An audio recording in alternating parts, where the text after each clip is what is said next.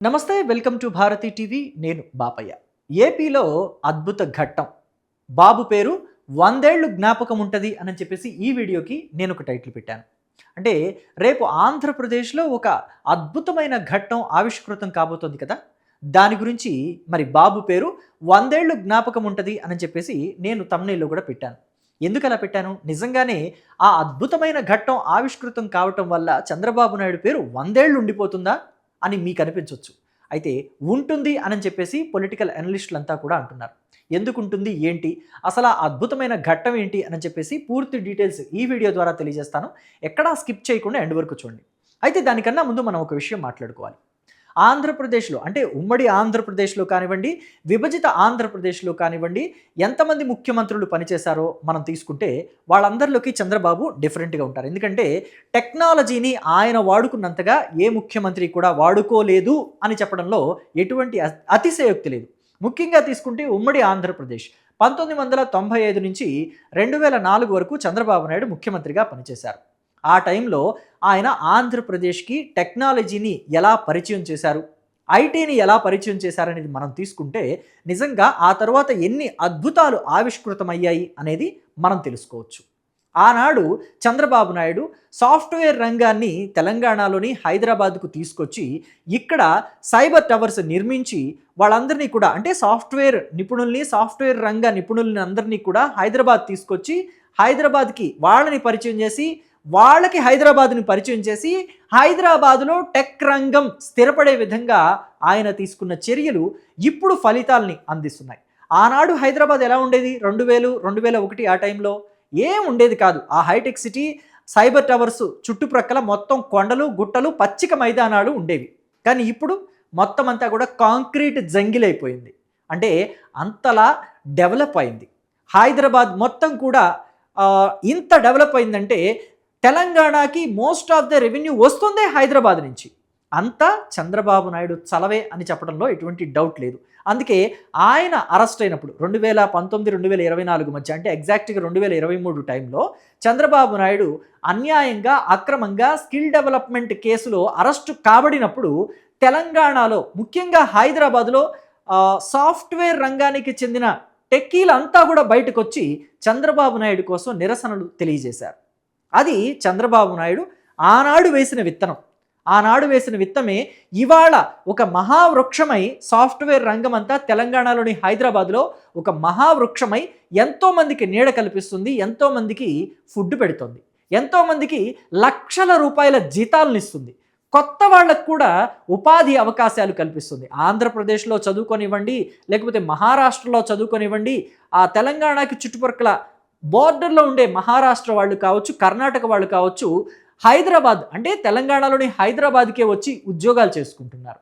ఇది ఆనాడు చంద్రబాబు నాటిన విత్తనం, ఐటీ విత్తనం. మరి అలాంటి టెక్నాలజీకి సంబంధించిన ఒక అద్భుతమైన ఘట్టాన్ని రేపు ఆంధ్రప్రదేశ్లోని అమరావతిలో ఆవిష్కరించబోతున్నారు. అది ఏంటి, ఎందుకు ఉపయోగపడుతుంది భవిష్యత్తులో అనేది ఒక్కసారి మనం చూద్దాం.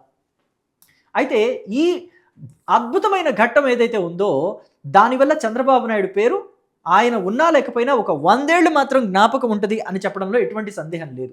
ఇప్పుడు 2000 సంవత్సరంలో జరిగిన దాన్ని ఇప్పుడు 2026కు కూడా మనం మాట్లాడుకుంటున్నామంటే ఖచ్చితంగా ఇప్పుడు 2026లో జరుగుతున్న దాన్ని 2096లో కూడా మాట్లాడుకుంటారేమో. అందులో ఎటువంటి డౌట్ కూడా లేదు. సో అయితే ఏం జరగబోతుంది రేపు అని అంటే ప్రపంచ క్వాంటమ్ డేని పురస్కరించుకుని దేశ చరిత్రలో ఒక కీలక ఘట్టానికి ఆంధ్రప్రదేశ్ వేదిక కానుంది. అమరావతి క్వాంటమ్ వ్యాలీలో భాగంగా ఏప్రిల్ 14వ తేదీన ఎస్ఆర్ఎం యూనివర్సిటీ మేధా టవర్స్లో 2 వేరువేరు క్వాంటమ్ కంప్యూటర్ టెస్ట్ బెడ్స్ను ముఖ్యమంత్రి చంద్రబాబు నాయుడు ప్రారంభించనున్నారు. అమరావతి కేంద్రంగా ఆవిష్కృతమవుతున్న క్వాంటమ్ రిఫరెన్స్ ఫెసిలిటీతో టెక్ సెకల్లో నూతన అధ్యాయానికి నాంది పడనుంది. విజన్ నుంచి క్యూబిట్స్ వరకు ఆంధ్రప్రదేశ్ భారత్ క్వాంటమ్ భవిష్యత్తును నిర్మిస్తుందని విద్యా ఐటీ శాఖల మంత్రి నారా లోకేష్ హర్షం వ్యక్తం చేశారు. చూడండి, ఇలాంటి అద్భుతమైన ఘట్టం ఇది భారతదేశంలో ఎక్కడా జరగటం లేదు. కేవలం రేపు మన ఆంధ్రప్రదేశ్లోని ఎస్ఆర్ఎం యూనివర్సిటీతో పాటు మరో చోట జరగబోతుంది. ప్రపంచ క్వాంటమ్ దినోత్సవం సందర్భంగా ఏప్రిల్ 14ను ముఖ్యమంత్రి చంద్రబాబు ఎస్ఆర్ఎం యూనివర్సిటీలో దేశంలోనే తొలిసారి స్వదేశీ ఓపెన్ యాక్సెస్ క్వాంటమ్ కంప్యూటర్లు అమరావతి ఐఎస్ అండ్ ఐక్యూను ప్రారంభించనున్నారని ఐటీ శాఖ మంత్రి నారా లోకేష్ వెల్లడించారు. చూడండి, దేశంలో ఎక్కడా లేదు. నేను ఇందాక అన్నట్టు కేవలం మన దేశంలోనే రేపు ఏప్రిల్ 14వ తేదీన ముఖ్యమంత్రి చంద్రబాబు చేతుల మీదుగా ఈ అమరావతి ఐఎస్ అండ్ ఐక్యూని ప్రారంభించబోతున్నారు. క్వాంటమ్ కంప్యూటర్లు అమరావతి ఐఎస్ అండ్ ఐక్యూ పేరుతోటి ప్రారంభించబోతున్నారు. ఈ విషయాన్ని లోకేషే స్వయంగా వెల్లడించాడు అనుకోండి. అయితే భవిష్యత్తు ఇక్కడే ఉందన్నారట. అమరావతిలో భారత్లో నిర్మితమై భారతదేశానికి అందుబాటులో ప్రపంచానికి సేవ చేసేందుకు సిద్ధంగా ఉందని ప్రకటించారు. క్వాంటమ్ ప్రారంభోత్సవానికి సంబంధించిన వీడియోని కూడా లోకేష్ ఎక్స్లో పంచుకున్నారు. మీరు లోకేష్ ట్విట్టర్ హ్యాండిల్లో చూస్తే మీకు దానికి సంబంధించిన పూర్తి వీడియో కూడా అందుబాటులో ఉంటుంది. మంగళవారం గన్నవరంలోని మేధా టవర్స్తో పాటు రాజధానిలోని ఎస్ఆర్ఎం యూనివర్సిటీ క్యాంపస్లో ఏర్పాటవుతున్న 1S 1Q పేరిట 2 వేరువేరు క్వాంటమ్ టెస్టింగ్ రిఫరెన్స్ ఫెసిలిటీలను ముఖ్యమంత్రి ఆవిష్కరించనున్నారు. ఇక మేధా టవర్స్లో క్యూబిటెక్ సంస్థ అలాగే ఎస్ఆర్ఎం యూనివర్సిటీలో ఏర్పాటు చేస్తున్న ఈ క్వాంటమ్ రిఫరెన్స్ను facility test bed quantum hardware తయారీలో కీలకం కానున్నాయి. ఈ 2 చోట్ల -273 ఉష్ణోగ్రతలో పనిచేసే ఈ మినీ క్వాంటమ్ కంప్యూటర్ టెస్ట్ బెడ్లు క్వాంటమ్ ఉపకరణాలను పరీక్షించేలా తోడ్పాటు అందించనున్నాయి. చూడండి, -273 ఉష్ణోగ్రతలో పనిచేస్తాయట ఇవి. వాటిని ఆ టెస్ట్ బెడ్స్ని రేపు ఇక్కడ స్టార్ట్ చేయబోతున్నారు. నిజంగా అది అమరావతికి గర్వకారణం. భవిష్యత్తులో అమరావతిలో ఆ క్వాంటమ్ వ్యాలీల్లో ఇలాంటివి ఇంకా ఎన్ని ఆవిష్కృతం కాబడతాయో అద్భుతాలు, వాటికి అమరావతి వేదిక కాబోతుంది. క్వాంటమ్ వ్యాలీ కూడా వేదిక కాబోతుంది భవిష్యత్తులో జరగబోయే అద్భుతాలకి. నిన్న మొన్న కూడా మనం చూసాం, కొన్ని సందర్భాల్లో వైఎస్ఆర్ కాంగ్రెస్ పార్టీ వాళ్ళు నిన్న మొన్నటి వరకు కూడా వైఎస్ఆర్ కాంగ్రెస్ పార్టీ వాళ్ళు ఈ క్వాంటమ్ వాలీలేంటి, ఈ క్వాంటమ్ కంప్యూటింగ్లేంటి, చంద్రబాబు అంతా కూడా మసిపూసి మారేడికాయ చేస్తున్నాడు, చంద్రబాబు అంతా కూడా అమరావతిని భ్రమరావతి చేస్తున్నాడు అని చెప్పేసి మాట్లాడిన వాళ్ళే. కానీ యథార్థంలోకి వస్తే ఇది ఎంతటి అద్భుతాలని ఆవిష్కరించబోతోంది, అమరావతిని రేపు ప్రపంచ పటంలో ఎలా చూపించబోతోంది, భారతదేశానికి గర్వకారణంగా అమరావతి ఎలా మారబోతోంది అనేది మనం రేపు ఇంకా రియాలిటీలో చూస్తాం. ఈరోజు మనం చెప్పుకుంటున్నాము, రేపు మన కళ్ళకి కట్టినట్టు ఆ అద్భుతాలు ఆవిష్కృతమవుతాయి. ఇక దేశంలోనే తొలిసారిగా అని చెప్పుకోవాలి, అమరావతిలో ఏర్పాటు చేస్తున్న ఈ 2 క్వాంటమ్ రిఫరెన్స్ ఫెసిలిటీల్లోనూ పూర్తిగా స్వదేశంలో తయారైన ఉపకరణాలతోనే ఉపయోగించారు. మేధా టవర్స్లో క్యూబిటెక్ సంస్థ 1Q పేరిట క్వాంటమ్ కంప్యూటర్ టెస్ట్ బెడ్ను ఏర్పాటు చేసింది. ఎస్ఆర్ఎం యూనివర్సిటీలో 1S పేరిట సూపర్ కండక్టింగ్ టెక్నాలజీతో క్వాంటమ్ టెస్ట్ బెడ్ను నిర్మించారు. చూసారా ఎంత అద్భుతమైన ఆవిష్కృతం ఇది. తయారీ రంగంలో ముందడుగు వేయబోతున్నాం మనం. అమరావతిలో అత్యాధునిక క్వాంటమ్ కంప్యూటర్ల ఏర్పాటుతో రాబోయే రోజుల్లో పూర్తిస్థాయి క్వాంటమ్ కంప్యూటర్లను విడిభాగాలని ఇక్కడే తయారు చేసి ఎగుమతి చేయాలన్నది ప్రభుత్వ సంకల్పం.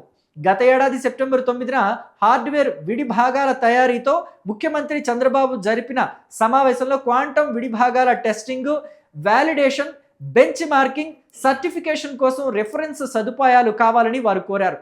అమరావతిలో రిఫరెన్స్ ఫెసిలిటేషన్ను కల్పించాలన్న నిర్ణయం అప్పుడే జరిగింది. అంటే చంద్రబాబు చూడండి ముందు చూపుతో ఎంత ఆలోచిస్తారు. ముందు చూపు అంటే నాకు ఇక్కడ గుర్తొచ్చింది, ఇవాళ నేను ఒక వీడియో కూడా చేశాను. ముందు చూపు అంటే విజనరీ అనేది ఈ 5 ఏళ్ల వరకే ఉండాలట. వైఎస్ఆర్ కాంగ్రెస్ పార్టీకి చెందిన ఒక మాజీ మంత్రి వివరించారు. ఈ పదాలు ఆయన నోటి నుంచే వచ్చాయి.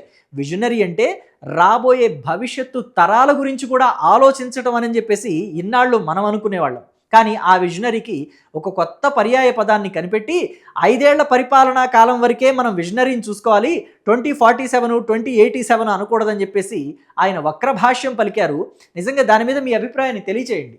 ఖచ్చితంగా మనం మాట్లాడుకోవాలి ఇలాంటి వాటి గురించి. ఎందుకంటే భవిష్యత్తు తరాల మేలు కోసం ఇప్పటి నుంచే మనం దాచిపెడుతూ ఉంటాం. మన పెద్దవాళ్ళు దాచిపెట్టినవి కదా ఆస్తిపాస్తులు మనం వాడుకునేది. ఇవాళ మనం దాచిపెట్టినవి మన భవిష్యత్తు తరాల కోసం దాచిపెట్టినవి వాళ్ళు అనుభవిస్తారు ఆ ఫలాలు. కానీ అసలు అది ఉండకూడదు. ఈనాటిది ఈనాటితే, ఇవాళకి ఇవాళే, రేపటి తెల్లారి విషయం మనం రేపు చూసుకోవాలన్నట్టుగా మాట్లాడటాన్ని ఎలా చెప్పాలో మీరే అర్థం చేసుకోవచ్చు. ఇక అమరావతిలో రిఫరెన్స్ ఫెసిలిటీలను కల్పించాలన్న నిర్ణయం అప్పుడే జరిగింది. ఈ సదుపాయాలు రావడంతో అమరావతిలోనే క్వాంటమ్ పరికరాలు తయారు చేసేందుకు దేశంలోని పలు సంస్థలు ముందుకొచ్చే అవకాశం ఉంది. అంటే ఇలాంటి పెద్ద పెద్ద సంస్థలు, టెక్నాలజీకి సంబంధించి దిగ్గజ సంస్థలు ఆంధ్రప్రదేశ్లోకి వచ్చాయి అంటే, పెట్టుబడులు ఇక్కడ పెట్టాయి అంటే మనకి ఎంతటి స్థాయిలో ఉపాధి అవకాశాలు, అలాగే ఆంధ్రప్రదేశ్కి రెవెన్యూ ఏ స్థాయిలో డెవలప్ అవుతుంది భవిష్యత్తులో అనేది మీ ఊహకే వదిలేస్తున్నాను. గతంలో కంప్యూటర్లని అలాగే ఐటీ రంగాన్ని తెలంగాణలోని హైదరాబాద్కి పరిచయం చేస్తేనే హైదరాబాద్ ఈ స్థాయిలో డెవలప్ అయింది. అసలు ఇప్పుడున్న హైదరాబాద్కి సరిపోవటం లేదు, ఇప్పుడున్న ల్యాండ్ సరిపోవటం లేదు, కాబట్టి ఫ్యూచర్ సిటీని ఏర్పాటు చేస్తున్నాము అని చెప్పేసి తెలంగాణ ముఖ్యమంత్రి రేవంత్ రెడ్డి అంటున్నారు. సో కాబట్టి రేపు అమరావతిలో ఇలాంటివి ఆవిష్కృతమైతే, అమరావతికి కొత్త కొత్త కంపెనీలు, పెద్ద పెద్ద కంపెనీలు వస్తే అసలు అమరావతి అయినా సరిపోతుందా? అందుకేనేమో చంద్రబాబు నాయుడు 50,000 ఎకరాలు కాదు, 70,000 ఎకరాలు కానీ, 1,00,000 ఎకరాలు కానీ కావాలి అమరావతి క్యాపిటల్కి, కోర్ క్యాపిటల్కి అని చెప్పేసి అంటున్నారు. కానీ వైసీపీ వాళ్ళంతా ఎందుకు 1,00,000 ఎకరాలు ఎందుకు, 70,000 ఎకరాలు ఎందుకు, ఇప్పుడున్న 30,000 ఎకరాలు సరిపోదా అని చెప్పేసి మాట్లాడుతున్నారు. ఇప్పుడున్న ల్యాండ్ హైదరాబాద్లో ఏదైతే రాజధాని ప్రాంతంలో ఉందో ఇది సరిపోకే కదా ఫ్యూచర్ సిటీ మనం ఏర్పాటు చేసుకుంటున్నాం ఇక్కడ హైదరాబాద్లో. బెంగళూరులో రాజధాని సరిపోవటం లేదు కదా, కర్ణాటక క్యాపిటల్ ఏంటి బెంగళూరు, ఇప్పుడు అక్కడ సరిపోతుందా? ట్రాఫిక్ జామ్ ఎంత అవుతుంది? వాళ్ళ పరిపాలనకి అది సరిపోకే కదా వాళ్ళు ఇబ్బంది పడుతున్నారు. సో ముందు చూపు అంటే అదే. చంద్రబాబు నాయుడు ఇప్పుడు తీసుకొస్తున్న ఈ టెక్నాలజీ రంగం కానీ, లేకపోతే ఈ రాబోతున్న కంపెనీలు కానీ ఆంధ్రప్రదేశ్ని, అమరావతిని ఏ స్థాయిలో డెవలప్ చేయబోతున్నాయి అనేది మీ ఊహకే వదిలేస్తున్నాను. మీరు కూడా దాని గురించి కమెంట్ బాక్స్లో తెలియచేయండి. Thank you.